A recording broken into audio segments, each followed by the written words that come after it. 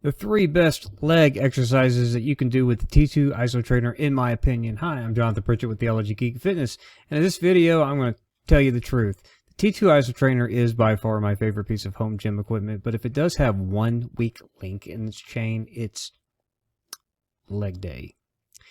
But to its credit, even though you're basically, they have a few exercises where you can, combine doing a squat with a front raise and all this kind of stuff.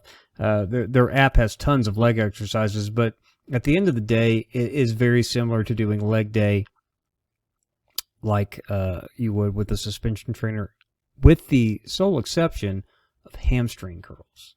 And so if you like hamstring exercises the way I like hamstring exercises, I will say that the T2 IsoTrainer has by far the best hamstring exercise I've ever done. And I know people say, oh, you can't train legs with suspension trainer with a flip. I beg to differ. You can. But when it comes to hamstrings, just doing a hamstring curl suspended, but then going into the isokinetic version is unbelievable. I mean, there's not enough superfluous language I could add to this to just communicate that it is a fantastic exercise. By far my favorite hamstring exercise I've ever done. It just works like nothing else when it comes to working my hamstrings. So just doing a suspended hamstring curl and then going straight into the isokinetic as a finisher for each of your sets. Unbelievable. Just absolutely fantastic. Love it. Now, the second best exercise that I can think of to do is just either squats or sissy squats, but just doing regular squats, and I use a weight vest to add resistance so that I can keep the volume down, because a squat on a suspension trainer is essentially a body weight squat with something to hang on to.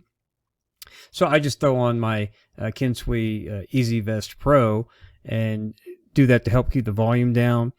And so I just do a squat or a sissy squat, and that's where you go with that. But it gets the job done. And sissy squats will put a little bit more focus on the quads too, which is really good.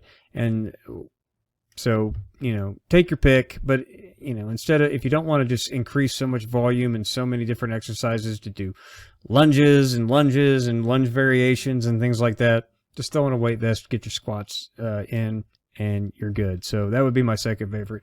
And then finally, you do want to, if you're like me and you have to work your calves because your calves are kind of embarrassingly small. I mean, I know that there are fitness influencers like Will Tennyson who makes jokes about his calves, but they're still way better than mine, because my calves make, they're comparable to like a 16-year-old girl.